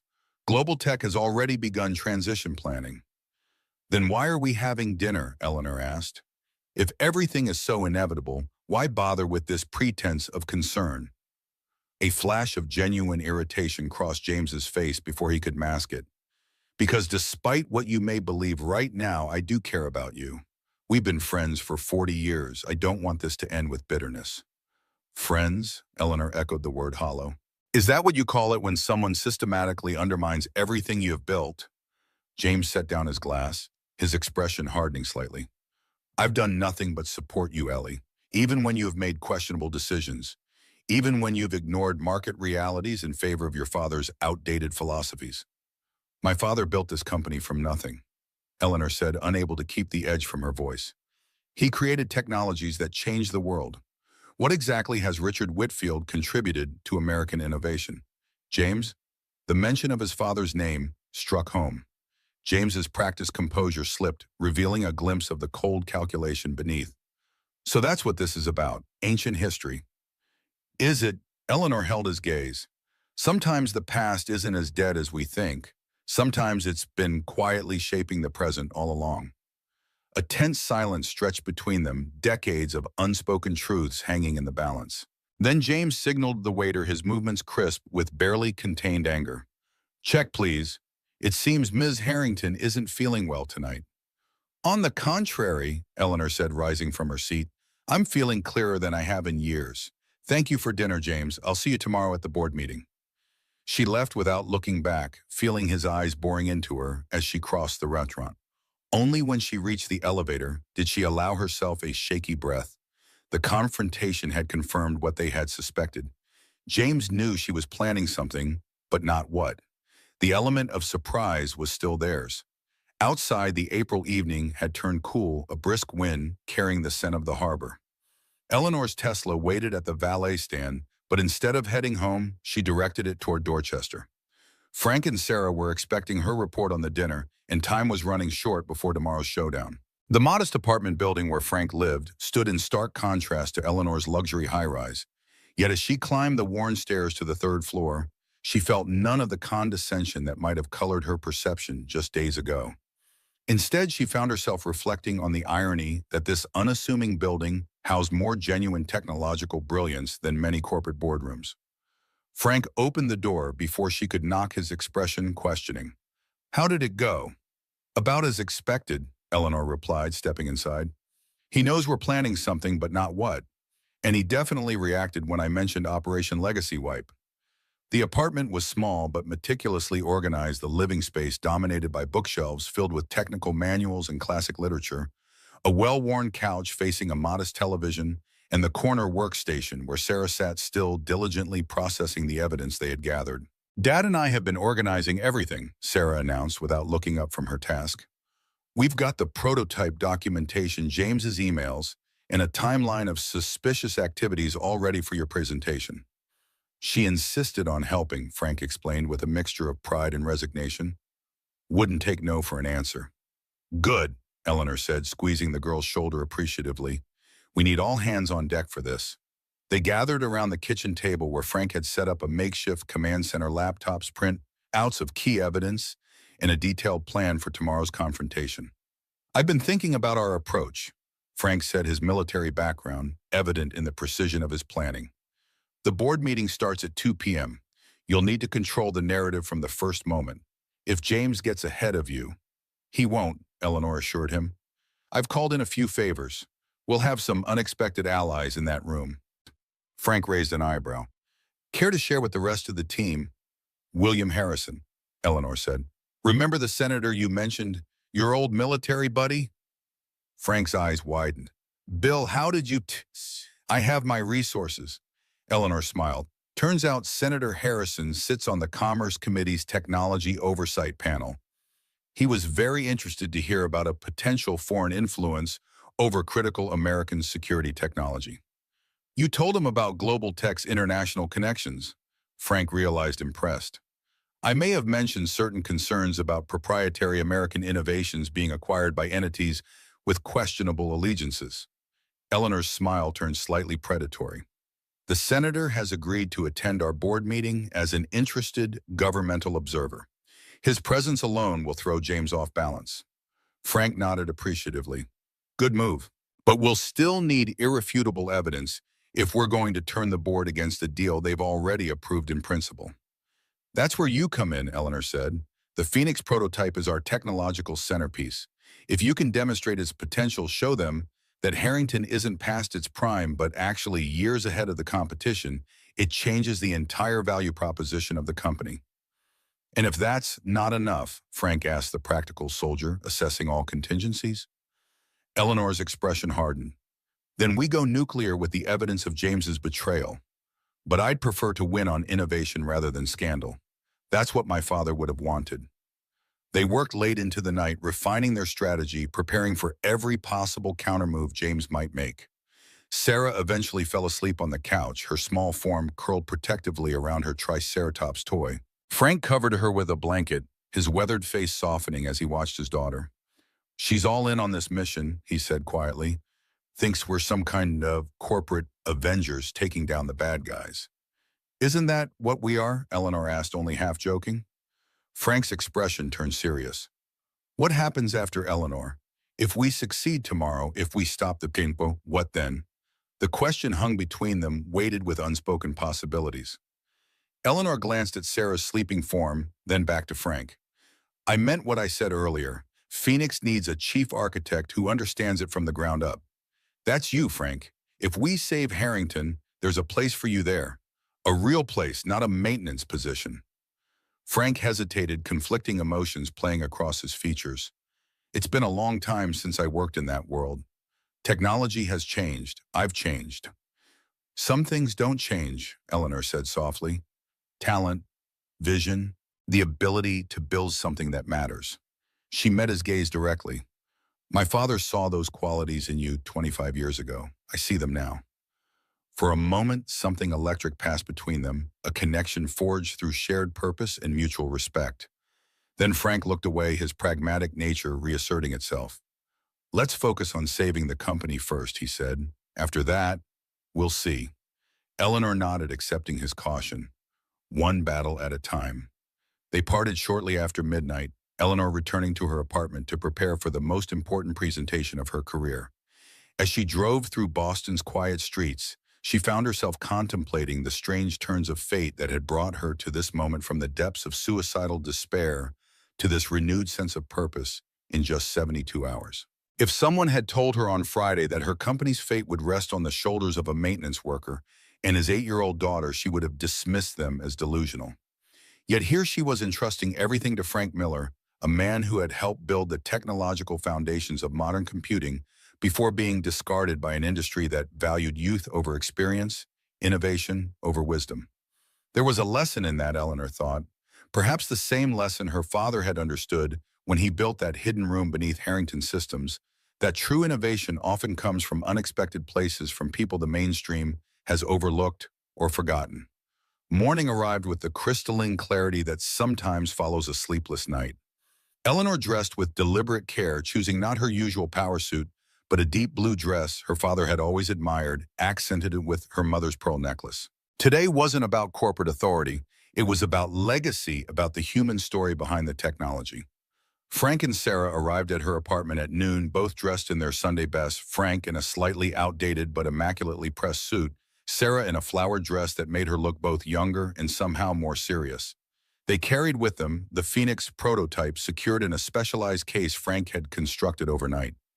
You look nice, Sarah told Eleanor with childish directness, like a queen going to battle. Eleanor smiled, touched by the girl's perception. Thank you, Sarah. That's exactly how I feel. Frank, ever practical, was reviewing their strategy one final time. Remember, we lead with innovation, not accusation. Phoenix first, James's betrayal only if necessary. Agreed, Eleanor said. And you're sure the prototype will function as demonstrated?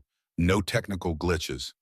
We tested it repeatedly this morning, Frank assured her. It's as solid as it can be, given the compressed development timeline.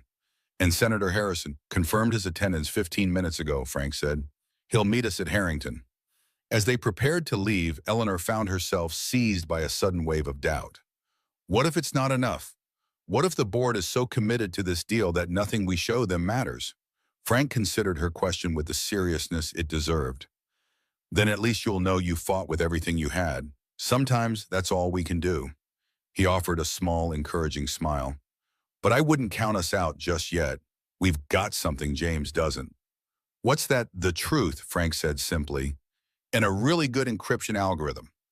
The journey to Harrington Systems passed in focused silence, each of them mentally preparing for the confrontation ahead. Eleanor parked in her reserved space for what might be the last time, then led Frank and Sarah through the executive entrance, bypassing the main lobby, where curious employees had gathered, sensing something momentous in the air. They arrived on the executive floor to find Senator William Harrison already waiting, a distinguished man in his mid-60s with the erect posture of his military background still evident beneath his senatorial polish.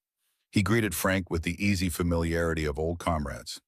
Miller, you old warhorse, he said, clasping Frank's hand warmly. Couldn't believe it when Miss Harrington told me you were involved in this. Still fighting the good fight, I see. Some battles choose us, sir, Frank replied with a respectful nod. This is my daughter, Sarah. The senator bent slightly to shake Sarah's hand with the same dignified courtesy he might offer a foreign diplomat. A pleasure, young lady.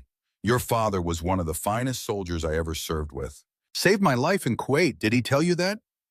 Sarah's eyes widened. No, sir, Dad doesn't talk much about the war.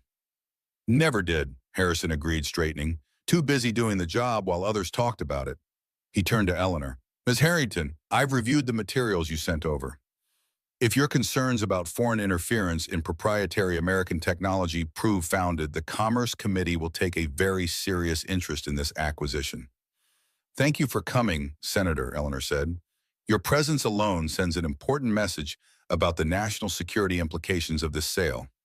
At precisely 1:55 p.m., they entered the boardroom together, a strategic formation that immediately captured the attention of everyone present. The board members already seated around the massive oak table reacted with varying degrees of surprise at the unexpected additions to what should have been a routine vote. James Whitfield, positioned at the far end of the table in what would normally have been Eleanor's chair, froze momentarily, his practiced composure slipping at the sight of Senator Harrison. Eleanor, he recovered quickly, rising to his feet. We weren't expecting additional guests. The agenda today is quite straightforward. I've amended the agenda, James, Eleanor interrupted smoothly, taking control of the narrative as they had planned. Before any vote occurs, the board deserves to see what Harrington Systems is actually capable of developing. She gestured to Frank, who placed the prototype case on the table. Ladies and gentlemen of the board, Senator Harrison, allow me to introduce Frank Miller. Frank stepped forward, his initial nervousness giving way to the quiet confidence of a man who knew his subject intimately. Good afternoon, my name is Frank Miller. Some of you may recognize me as part of the maintenance staff, but before that I was a software engineer who worked with Thomas Harrington on Project Eagle, the encryption system that became Harrington's flagship technology. A murmur ran through the board members. James's expression darkened, but he remained silent, watching. What you're about to see, Frank continued, opening the case to reveal the prototype, is the evolution of that technology, a system Thomas Harrington was developing before his death, which we've now brought to functional prototype stage. We call it Phoenix. For the next 20 minutes, Frank and Eleanor demonstrated the Phoenix system, showing how it could track and secure physical objects through complex supply chains, preventing tampering and ensuring authenticity at every stage. Sarah assisted by deliberately attempting to hack the system, showing how Phoenix's advanced algorithms detected and prevented even sophisticated interference. The board members watched with increasing interest, several leaning forward as the implications became clear. This wasn't just an incremental improvement on existing technology, it was a paradigm shift in supply chain security. The applications are virtually limitless, Eleanor explained, as Frank concluded the technical demonstration. From military logistics to pharmaceutical supply chains, from luxury goods, authentication to critical infrastructure protection, Phoenix represents not just the next generation of Harrington security systems, but a completely new market segment with massive growth potential. Senator Harrison spoke up, his authoritative voice commanding instant attention. I can confirm that the Department of Defense has identified supply chain security as a critical priority for the next decade. Technology of this nature would be of significant interest to multiple governmental agencies. James finally rose from his seat, his face a mask of controlled fury. This is all very impressive, Eleanor. A weekend prototype cobbled together by a maintenance worker and his child. But it doesn't change the fundamental reality of Harrington's market position. The global tech offer represents the best path forward for our shareholders. Does it, Eleanor challenged, moving to the confrontation phase of their strategy? Or does it represent the best path forward for your personal agenda, James? A tense silence fell over the room. Eleanor nodded to Sarah, who activated the large display screen at the front of the boardroom. James's damning emails appeared highlighted and annotated for clarity. 3 years ago, Eleanor said, her voice steady, James Whitfield initiated contact with Global Tech not as a potential business partner, but as a collaborator in what these emails describe it as Operation Legacy Wipe, a systematic plan to acquire Harrington Systems, strip it of its innovative technologies, and erase its contributions to American technological history. The board members exchanged shocked glances, several reaching for copies of the emails that Sarah now distributed. This is absurd, James protested, though his complexion had paled noticeably. These are obviously fabricated. They were retrieved directly from the Harrington Secure server. Eleanor cut him off. Using my executive access and witnessed by multiple parties. The metadata and authentication certificates are intact and verifiable. Senator Harrison examined the documents with the careful attention of a man accustomed to evaluating evidence. If these communications are genuine, they raise serious concerns about corporate espionage and potentially illegal disclosure of proprietary technologies to foreign entities. This is a desperate attempt to derail a legitimate business transaction, James insisted, looking to the board members for support. Eleanor is unable to accept the reality that her time as CEO has reached its natural conclusion. She's manufacturing conspiracy theories to maintain control. Am I? Eleanor asked quietly. She nodded to Sarah again, who brought up a new document on the screen, a legal complaint filed against Thomas Harrington in 1981 by Richard Whitfield, James's father.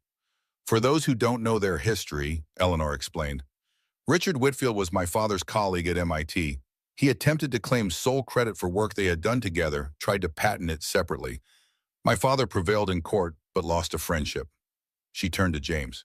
And it seems his son has been planning revenge ever since. James's composed facade finally cracked, raw anger bleeding through. Your father stole everything from mine. Richard Whitfield should have been recognized as a pioneer of modern computing, but Thomas Harrington rewrote history, pushed him out, took all the credit. The naked emotion in his outburst stunned the boardroom into silence. For a moment, James seemed to realize how much he had revealed. He straightened his tie, attempting to regain his professional demeanor. This is irrelevant to today's vote, he said, his voice strained. The global tech offer remains on the table. It represents significant value for all shareholders. Does it, Eleanor challenged, or does it represent the culmination of your personal vendetta against my father, a man who's been dead for nearly 30 years? She addressed the board directly. Ladies and gentlemen, you're not just voting on a corporate acquisition today. You're voting on whether to allow Harrington Systems, an American innovation pioneer, to be dismantled by someone whose primary motivation is personal revenge. The oldest board member, Harold Jenkins, who had served since the company's founding, spoke up for the first time. James, is this true? Has this been about your father all along? James hesitated, trapped between denial and the damning evidence before them. In that moment of silence, his guilt was effectively confirmed. I think, Senator Harrison said into the tense quiet, that given these revelations and the clear national security implications of the Phoenix technology, the prudent course would be to table this vote pending a more thorough investigation. Several board members nodded in agreement, the momentum visibly shifting. James looked from face to face, seeing his carefully constructed plan unraveling before him. This changes nothing, he insisted, desperation edging his voice. Global Tech's offer expires today. If we delay the vote, the deal is dead. Perhaps that's for the best, Jenkins replied, his elderly face stern with disapproval. I, for one, am not comfortable proceeding under these circumstances. One by one, the board members voiced similar concerns. The unified front that James had cultivated was crumbling, replaced by uncertainty, and a growing sense that they had nearly made a catastrophic mistake. In the end, the vote was unanimous. The Global Tech acquisition would be suspended, pending full investigation of James's communications and proper evaluation of the Phoenix technology's potential. James Whitfield, the architect of what would have been Harrington's demise, sat in stunned silence as his 40-year plan collapsed in less than 40 minutes. This isn't over, Eleanor, he said, finally gathering his papers with shaking hands. You've bought time, nothing more. No, James, Eleanor replied calmly. What I've done is reclaim my father's company. Your resignation letter will be on my desk by morning, or the evidence of your corporate espionage goes to the FBI. As James stormed from the boardroom, the remaining board members clustered around the Phoenix prototype, their earlier skepticism transformed into eager curiosity. Senator Harrison pulled Frank aside for a quiet conversation, while Sarah basked in the validation of her contribution to their victory. Eleanor stood for a moment watching this tableau with a sense of wonder. 72 hours ago, she had been ready to end her life in a forgotten basement archive. Now she stood triumphant, her company saved her father's legacy, preserved, and her own future suddenly rich with new possibilities. Frank approached her, a tentative smile on his weathered face. Looks like we did it. We did, Eleanor agreed, uncharacteristic tears pricking at her eyes. Thank you, Frank. You and Sarah. I don't have words. No thanks necessary, he said simply. It was the right thing to do. He glanced over at his daughter, who was earnestly explaining some aspect of the Phoenix system to an impressed board member. She's going to be impossible to live with after this, you know. Already talking about improvements to the prototype. She's extraordinary, Eleanor said, like her father. Frank looked away, uncomfortable with the praise. About that job offer. Eleanor held her breath, suddenly afraid he would decline. I'd like to accept, he continued, surprising her. But with conditions. Name them. Flexible hours. I'm still a single dad and Sarah comes first. He met her gaze directly. And I want to establish a STEM scholarship program for kids from disadvantaged backgrounds. Too much talent gets wasted because of financial barriers. Eleanor smiled, relief flooding through her. Done and done. Anything else? Frank hesitated, then added, I want the archive room preserved, not just as storage, but as a proper historical record of American innovation. Your father's legacy and all the others who built this industry documented, honored, remembered. I think that's a wonderful idea, Eleanor said softly. A museum of sorts, the Thomas Harrington Innovation Archive, with a special section on the contributions of Richard Whitfield. Frank suggested, surprising her. Healing old wounds seems like a good place to start a new chapter. Eleanor considered this, then nodded slowly. You're right. Legacy isn't about erasing others to elevate ourselves. It's about acknowledging the full complex truth of how innovation really happens. As the board meeting concluded, Eleanor found herself standing with Frank and Sarah before the wall of windows that overlooked Boston Harbor, the same view she had contemplated in despair just 3 days earlier, now transformed by their unlikely alliance into a vista of possibility. What happens now? Sarah asked, her young face serious with the weight of adult concerns. Eleanor exchanged a glance with Frank, seeing in his blue eyes the same cautious hope she felt blossoming in her own heart. Now, she said, placing one hand on Sarah's shoulder and the other on the Phoenix prototype, we build something that lasts. 6 months later, on a crisp October afternoon, a small ceremony took place in the Harrington Systems lobby. The Thomas Harrington Innovation Archive was officially open to the public, a museum space chronicling the authentic history of American computing, with special emphasis on the overlooked contributors whose names had often been omitted from the standard narratives. The centerpiece was a glass case containing the original Eagle Project documents displayed alongside the Phoenix prototype that had saved the company. A plaque acknowledged the contributions of both Thomas Harrington and Frank Miller to these revolutionary technologies, with a special note recognizing Sarah Miller as the youngest contributor to Phoenix's development. Nearby, a smaller display honored Richard Whitfield's early work in computing, acknowledging his significant contributions, while also documenting the painful legal dispute that had tarnished his legacy. James Whitfield, facing federal charges for corporate espionage, had declined to attend the opening, but his father's remaining colleagues from MIT had come expressing gratitude for the belated recognition. As visitors explored the exhibits, Eleanor stood with Frank in the quiet of her office, watching through the glass walls as Sarah conducted an impromptu tour for several visiting school children, her enthusiasm infectious as she explained the technological milestones represented in the displays. She's a born teacher, Eleanor observed, among her many talents. Frank nodded, pride evident in his expression. Keeps me on my toes. The Phoenix development team can barely keep up with her suggestions for improvements. In the months since their dramatic confrontation with James Harrington, systems had undergone a renaissance of sorts. With Eleanor firmly re-established as CEO and Frank leading the Phoenix project as chief technology architect, the company had secured major contracts with both government agencies and private sector clients interested in next-generation supply chain security. The board had been restructured, with several new members bringing fresh perspectives on the company's future. Global Tech, faced with Senator Harrison's scrutiny of their international connections, had quietly withdrawn from the American market, focusing instead on less regulated regions. I had an interesting call this morning, Eleanor said, turning from the window to face Frank. NASA is looking for partners on their Mars mission supply chain security. Apparently, Senator Harrison suggested we might have relevant technology. Frank raised an eyebrow. From basement archives to Mars missions in 6 months. Not bad for a maintenance worker and a CEO who were both contemplating the end of their careers. Life takes unexpected turns, Eleanor agreed, moving to stand beside him at the window. Their relationship had evolved cautiously over the past months, professional respect deepening into friendship and perhaps something more, though neither had rushed to define it. Sometimes you find your most important allies in the most unlikely places. Frank glanced down at her, his weathered face softened by a rare smile. Like hidden rooms and maintenance elevators. Exactly like that. Eleanor's hand found his, their fingers intertwining with the comfortable familiarity they had developed. Thank you, Frank. Not just for saving the company, but for showing me there's always another chapter. Outside, the Boston skyline stretched before them, the afternoon sun gilding the harbor with golden light. In the lobby below, Sarah was demonstrating some principle of encryption with animated gestures to her captivated audience of schoolchildren.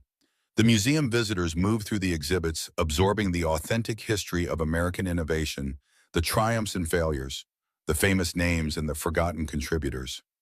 Frank squeezed Eleanor's hand gently. Thomas would be proud, you know, not just of saving the company, but of honoring the truth, the whole complicated, messy truth of how innovation really happens. I think he would, Eleanor agreed, and I think he'd be especially pleased that his final project was completed by the same brilliant mind he collaborated with all those years ago.